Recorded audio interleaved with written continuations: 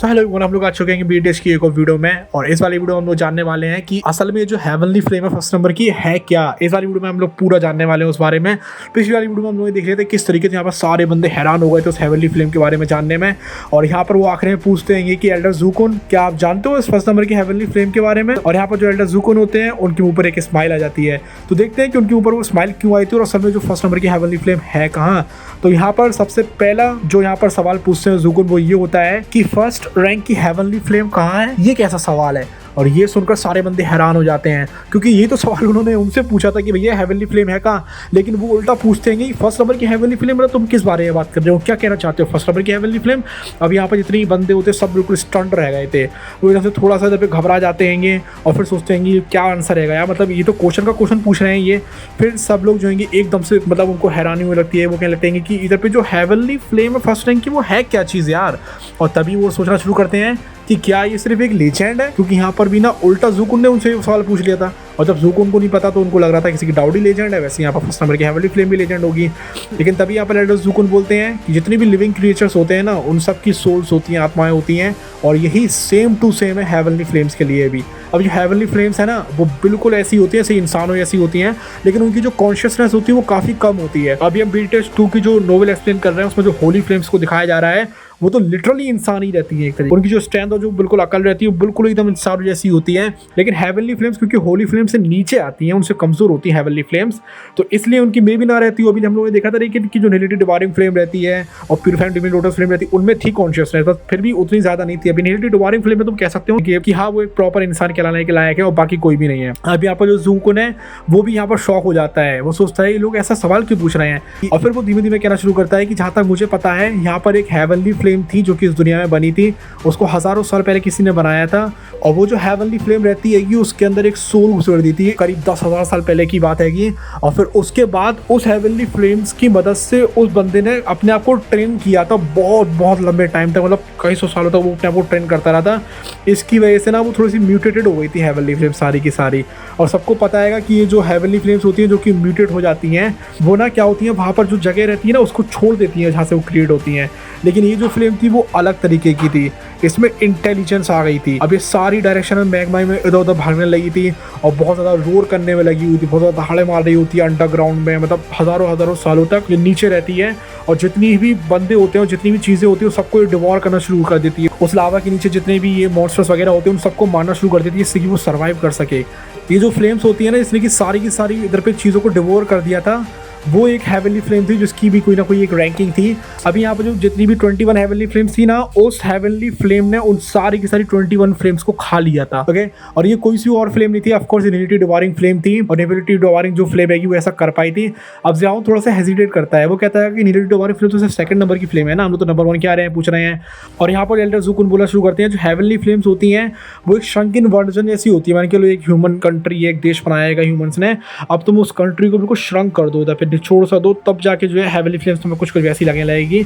हर एक जो रहती है ना, मतलब ये कह सकते हो कि जो हेवनली फ्लेम रहती है उनकी भी एक तरीके से कंट्री होती है, क्योंकि यहाँ पर वो भी एक इंसानों की तरह ही है। तो जितनी भी हेवनली फ्लेम जब साथ में मिलती है तो उनकी एक काइंड ऑफ कंट्री बन जाती है। अभी यहाँ पर जो एक हेवनली फ्लेम पैदा होती है बहुत ज़्यादा नोबल रहती है, बहुत ज़्यादा अच्छी होती है, बहुत ज़्यादा उसकी हाई पोजीशन रहती है। लेकिन फिर भी एक पॉसिबिलिटी ये होती है कि वो अपने आप को बदल ले एक तरीके से, और वो अपने आप को बदलने के बाद जितनी भी तरीके की हेवनली फ्लेम्स रहेंगी ना उनको सबको खा सकती है वो। अगर नॉर्मली यहाँ पर बोला जाए तो जितनी भी स्ट्रॉन्गर फ्लेम्स रहती हैं वो कमज़ोर वाले को खा लेती हैं, जैसे कि रियल वर्ल्ड में होता है। अब ज़ूकुन जो है थोड़ा सा इधर पे बिल्कुल साय करते हैं, थोड़ा सा उनको हिचकाहट होती है कि मन के अंदर, और फिर वो बोलना शुरू करते हैं कि एक यूनिक एक्सपेक्ट भी होता है इस फ्लेम का, मतलब एक ऐसी चीज़ होती है इसके बारे में कोई जानता नहीं है। इसको पता होता है कि अपने आप को कैसे जल्दी से जल्दी इसको स्ट्रॉन्ग करना है जब वो जो फ्लेम्स वगैरह रहती है उसको डिवोर कर रही होती है। तो ये क्या करती है, पहले कमज़ोर वालों को खाती है, जब वो बहुत ज़्यादा लंबा टाइम बिताती है और फिर जब वो धीमे धीमे करके 20 तरीके की हेवनली फ्लेम्स को खा जाती है। अब यहाँ पर जो नेचुरल जो ओवरलॉर्ड्स रहते हैं जैसे कि नेगेटिव डिवाइनिंग फ्लेम और प्यूरिफाइंग डिवाइन लोटस फ्लेम है वो भी सिर्फ और सिर्फ इसके आगे ना जो मतलब सबसे नंबर 1 वाली जो हेवनली फ्लेम हो जाती है उसके आगे कुछ भी नहीं है एक तरीके से।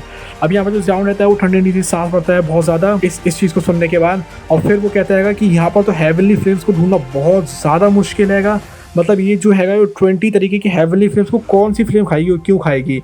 अगर ये ह्यूमन भी होता है तो कोई भी ना ह्यूमन जो है सिर्फ और सिर्फ कुछ हेवनली फ्लेम्स को यहाँ पर ढूंढ सकता है, कौन ऐसा करेगा कि पूरी पूरी 20 हेवनली फ्लेम्स को, एक्सट्रीमली वॉयलेंट जो हेवनली फ्लेम रहती है उनको खा जाए।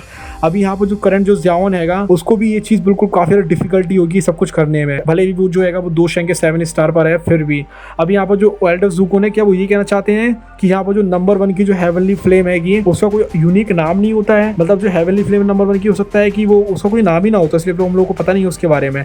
इंस्टेड जो भी उसके ऊपर बिल्कुल अपना कब्जा कर सकता है और उस जो हेवनली क्रूल जो हेवनली फ्लेम रहती है उसको डिवोर कर सकता है, वही उसको ले लेगा, वही उसका जो नाम होगा वो रख पाएगा। तो यहाँ पर जो ज़ियाओन हैगा उसको धीमे धीमे करके कुछ ये समझ में आने लगी थी। और फिर यहाँ पर एल्डर ज़ुकोन बोलते हैं ये तो लॉजिक वाली बात सही हैगी, लेकिन फिर भी जो हेवनली फ्लेम्स को जो सॉलो करने की जो चीज़ होती है ना उसने उससे 2 तरीके की हेवनली फ्लेम्स बन जाती हैं। ओके, और जब वो हेवनली फ्लेम्स कॉन्फ्लिक्ट में आती है, जैसे कि मान के लो एक हेवनली फ्लेम दूसरी हेवनली फ्लेम को खा रही है, 2 तो हेवनली फ्लेम्स हो गई ना, तो जब वो एक दूसरे कॉन्फ्लिक्ट में आती है ना तो वो सेल्फ डिस्ट्रक्शन कर देती हैं। और इसका मतलब ये है कि अगर किसी भी चीज़ को सर्वाइव करना है 21 तरीके की हेवनली फ्लेम्स को खाने के बाद, तो उसको ना कुछ तो ऐसा चाहिए हैगा जिससे कि वो सर्वाइव कर सके।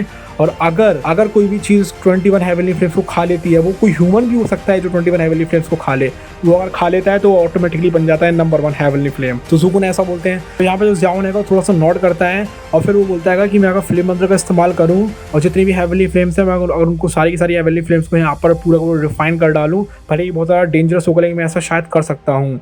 अभी मैं ऐसा बोल तो रहा हूँ लेकिन फिर भी मेरी एबिलिटी के ऊपर डिपेंड करेगा कि मैं कर पाता हूँ कि नहीं कर पाता हूँ, और यहाँ पर फेलियर होने की बहुत ज़्यादा चांसेस है। अभी जो हेवनली फ्लेम आएंगी ना, जब उनको डिवोर कर दिया जाएगा 21 तरीके की हेवनली फ्लेम्स को, तो पता नहीं मैं यहाँ पर जिंदा रह भी पाऊंगा कि नहीं रह पाऊंगा। और यहाँ पर वो कहता है कि ये तो बिल्कुल कोई जादू वाली बात होगी अगर ऐसा कुछ हो पाता है तो। और फिर वो ये भी बोलता है कि ऐसा होना तो लगभग नामुमकिन सी बात है, मतलब मुझे लगता नहीं है कि एंशिएंट टेक्स्ट वगैरह में भी हम लोग पढ़े हैं पूरी हिस्ट्री में पूरे टाओकी कॉन्टिनेंट की, तो ऐसा कोई बंदा होगा जिसने ऐसा किया होगा।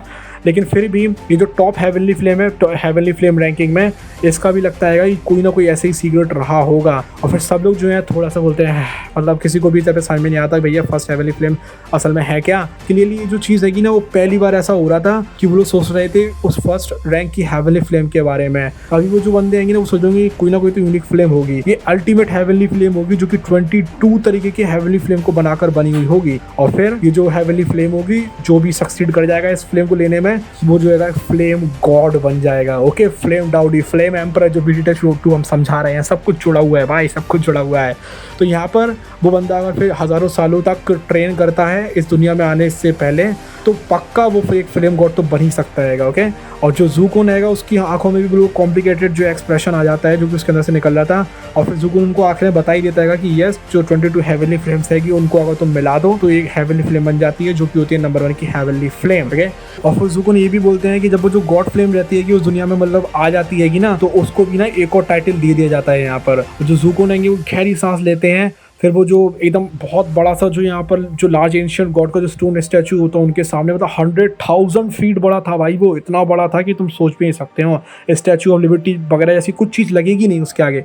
100,000 फीट भाई, ठीक है, बहुत ज़्यादा होता है। 33,000 मीटर यानी 33 किलोमीटर ऊंची एक मूर्ति। वाह। तो यहाँ पर जो सॉफ्ट मटरिंग रहती है उसकी वॉइस जो रहती है एकदम थंडर की तरह थी। ओके, और वो एक्सप्लोड हो रही थी बिल्कुल ज़ियाओन के ग्रुप की तरह, मतलब जैसे उसने वो एंशिएंट तुशु गॉड का पे निकाला था, मतलब उसने जैसे ये पे एंशिएंट तुशु गॉड का वो जो है यहाँ पे स्टैचू निकाला था, इसकी वजह से सारे के सारे बंदे जो रहते स्टंट हो गए थे। ओके, और इस टाइम पर लोग बोलने लगे थे तो तुशु एंशिएंट गॉड आ गया है यार। तो हम लोगों को जो भी हेवनली फ्लेम के बारे में जाना था नंबर 1 की, हमने एक डिटेलिंग में बताया है। ओके, आप लोगों को थोड़ा बहुत कन्फ्यूजन होता होगा कि हम थोड़ा बहुत इधर उधर बोल रहे हैं, लेकिन नहीं यार, हम ना एक लाइन पढ़ के बोलते हैं, हम पूरा एक पेज नहीं पढ़ते हैं, पूरी एक लाइन पढ़ते हैं और बोलते जाते हैं। ओके, और फिर सबको जोड़ देते हैं। अगर आपको चाहो तो नोवेल में जाकर मिला लो भाई, एक लाइन को हम इधर पे समझाते हैं, एक्सप्लेन करते हैं। अब में भी थोड़ा सा बोरिंग हो जाता हो, लेकिन यार हम तो इसलिए करते हैं ताकि आप लोगों को समझ में आ जाए। अगली वाली वीडियो में हम लोग ये जानेंगे कि यहाँ पर जो ज़ियाओन है वो यहाँ पर डाउडी कैसे बनेगा। ओके, और अगर आप लोगों को ज़ियाओन वर्सेस हुनतांडी वाली फाइट देखनी है तो हमने उसको ऑलरेडी अपने चैनल पे डाल दिया है, पार्ट 1 उसका आ चुका है। तो उसके लिए आप लोग मेंबरशिप ले सकते हैं, जो भी मेंबरशिप लेता है उसको वीडियो देखने के लिए मिल जाएगी। और अभी ना आज या कल में उसका पार्ट 2 भी आने वाला है और वो बहुत ज़्यादा एपिक फाइट है। तो यस, आप लोग को बहुत ज़्यादा मजे आएंगे। Thank you so much for watching this video. Bye bye, love you और टेक केयर।